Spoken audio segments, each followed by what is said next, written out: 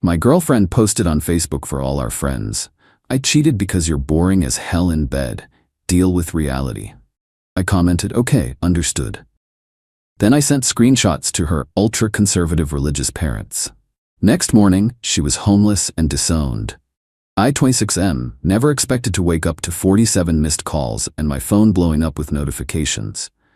But there it was, tagged by my girlfriend Jennifer, 24, in a public Facebook post. Finally gonna be honest. Been cheating on William for 2 months now with Christopher because William is boring as hell in bed. Like watching paint dry levels of boring. At least Christopher knows what he's doing. Deal with reality at William. 312 reactions. 89 comments. All our mutual friends, her coworkers, my family. I sat there for maybe 5 minutes just staring. We'd been together for 3 years, living together for 1. I'd been planning to propose next month, already had the ring hidden in my sock drawer. The comments were a mix of shock, people defending me, and her friends cheering her on. Her best friend Patricia commented, "Yes, queen, finally telling the truth." Another friend wrote, "Get it, girl, life's too short for bad DK." I didn't respond immediately. Instead, I took screenshots of everything. The post, every single comment, her friends encouraging her. Then I went to our chat history and screenshotted the messages from last week where she was telling me she loved me, calling me baby, making plans for our anniversary. Finally, I commented, "Okay, understood." That's it. 2 words. Then I did something else. See, Jennifer comes from an ultra-conservative religious family. Like the kind where her dad's a deacon, her mom runs the church daycare, and they still think she's a virgin. She told them we had separate bedrooms, and that I was just a roommate to keep them happy. They own the apartment we live in. She told me they were just helping with rent, but I later found out they pay for everything. I created a folder. Screenshots of her post, her friends' comments, and then I added some other things. Photos from her Instagram stories showing her at clubs when she told her parents she was at Bible study, pictures of us clearly together as a couple that she'd hidden from them. I sent it all to her parents, her dad, her mom, her super religious older brother Michael, who's studying to be a pastor. Then I packed my stuff. Update 1, holy shit, this blew up. Okay, so here's what happened next. I was loading my last box into my car when the shitstorm started. Jennifer had gone to brunch with Patricia and some other friends to celebrate her freedom and honesty. Her words from her Instagram story, yes, she was still posting about it. Her dad called her. She didn't answer. Her mom called. No answer. Then Michael showed up at the apartment. According to my former neighbor who texted me the play-by-play, Michael was pissed. Like, biblical wrath level pissed. He was banging on the door for 20 minutes. When Jennifer finally got home, the screaming match was legendary. Cops were called. But here's where it gets interesting. Turns out, Daddy Deacon wasn't just angry about the cheating and lying. See, Jennifer's parents own the apartment. She doesn't pay any rent. Never has. They bought it as an investment, but really it was just for their baby girl. She'd been lying to me about paying her share. By 6 p.m., I got a text from Michael. "You have nothing to worry about. She has 72 hours to vacate. My parents asked me to apologize to you for my sister's behavior. You're a good man." Jennifer started calling me around 7 p.m. 47 calls. I didn't answer a single one, but she filled my voicemail. "William, what the hell did you do? This isn't funny anymore. Answer your phone." "My parents cut me off, you asshole. Where am I supposed to go?" "Christopher won't even answer my calls. You ruined my life over a joke." A joke. She humiliated me in front of everyone we know, and she called it a joke. I posted a simple Facebook status, "Moving forward. Thanks to everyone who reached out. I'm good." The comments on her original post started shifting. Suddenly, all those people cheering her on were real quiet. Update 2. Buckle up, because this gets worse. For her, and somehow more insane. So Jennifer ended up moving in with Patricia. Apparently Christopher, the sex god she threw away our relationship for? Yeah, he's married. Has been the whole time. When his wife found out, I sent her screenshots the same day I contacted Jennifer's parents. He blocked Jennifer on everything and went into full damage control mode. But Jennifer isn't going down without a fight. She started a whole campaign against me on social media. According to her, I was financially abusive. Because I made her pay for her own Starbucks? I was controlling because I asked her to text me when she got home safe? I manipulated her into cheating. Still trying to figure out the logic there. I turned her family against her with lies. Screenshots are lies now? Her friends were eating it up. Patricia started a Facebook group called Support Jennifer, Survivors of Emotional Abuse. They had 23 members, mostly Jennifer's friend group, all sharing stories about their toxic exes. Then Jennifer made a crucial mistake. She posted in the group that she was going to sue me for defamation and emotional damages. Said her uncle was a lawyer and was taking the case pro bono. She was asking for $50,000 for pain and suffering and demanding I pay for her therapy. Here's the thing about Jennifer. She forgets that my best friend David is a paralegal. And her uncle? He's a real estate attorney who specifically told her he doesn't handle personal disputes. David looked him up.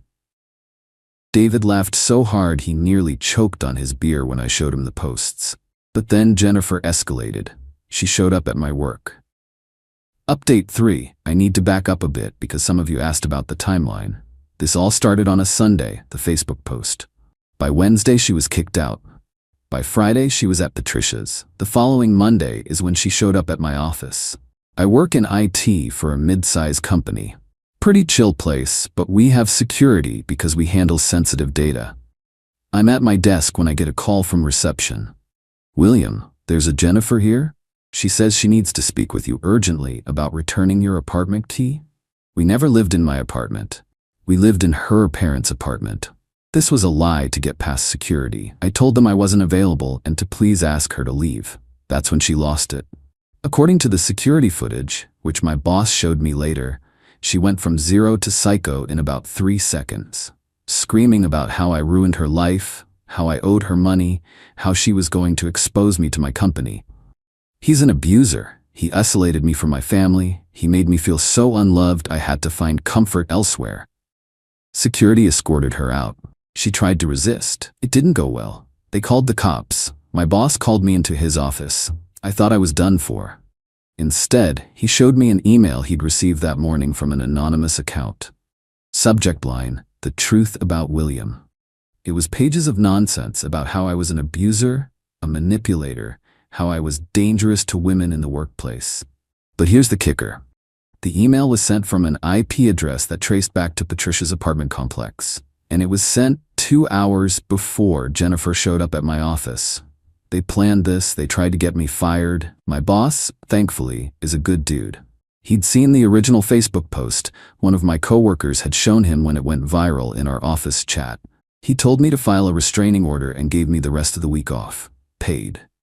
That night, something beautiful happened. Remember Michael, the religious brother? He made his own Facebook post. I've stayed quiet out of respect for my family, but I can't anymore. My sister Jennifer is not the victim here. She cheated, lied, and humiliated a good man who loved her. Now she's lying about him being abusive. I've known William for 3 years. He treated her like a queen. She threw it away for attention and is now facing the consequences of her actions. I'm ashamed to call her my sister. William, if you're reading this, my family owes you an apology. You deserved better. 357 shares, 892 reactions. The tide was turning. Update 4, I got the restraining order. It was surprisingly easy with the security footage, the emails, and the voicemails. Remember those 47 calls? She left some really threatening messages. But Jennifer wasn't done. Oh no, she was just getting started. Patricia posted in their support group that they were organizing a protest outside my apartment building to expose the truth. They made signs. Actual signs. William is an abuser. Believe women. Justice for Jennifer.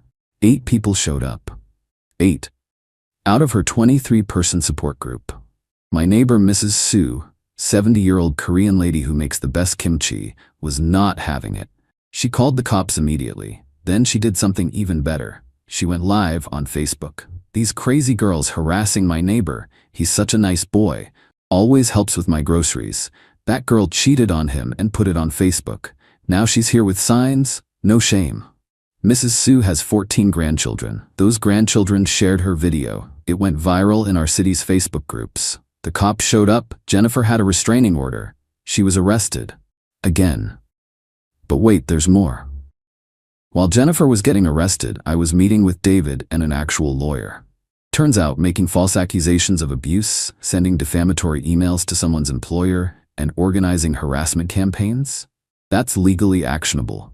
We sent a cease and desist to both Jennifer and Patricia. We also sent copies to the other members of their Facebook group. Within 24 hours, the group was deleted. Then I got an unexpected call. Jennifer's dad. William, I don't know what to say. We saw the security footage. We saw the arrest record. I'm disgusted. You were like a son to us, and I failed as a father. I'm sorry. He told me they've cut her off completely. Changed the locks on other properties they own. Apparently they have several rentals. Removed her from their will. Even canceled her car insurance. The car's in their name too. Jennifer's mom sent me a long text apologizing and saying they're in family counseling to figure out where they went wrong. Meanwhile, I got a message from Christopher's wife. She thanked me for the screenshots and told me she's filing for divorce. She said Christopher tried to blame Jennifer for seducing him, but she wasn't buying it. Apparently, this wasn't his first affair. Final update. It's been 3 weeks since this all started. 3 weeks since I woke up to that Facebook post. Here's where everyone ended up. After getting arrested twice, she finally got the message. She's living with some distant cousin in another state. Last I heard, through Michael, she's working at a call center and sleeping on an air mattress. She's been completely cut off by her family. No inheritance, no support, nothing. Her Instagram is private now, but Patricia still posts about their healing journey and how they're survivors. Christopher never spoke to her again. The man she threw away a 3-year relationship for blocked her number and went back to his wife, who still divorced him anyway. Me. I found a better apartment closer to work. My boss gave me a raise for handling a difficult situation with maturity. His words.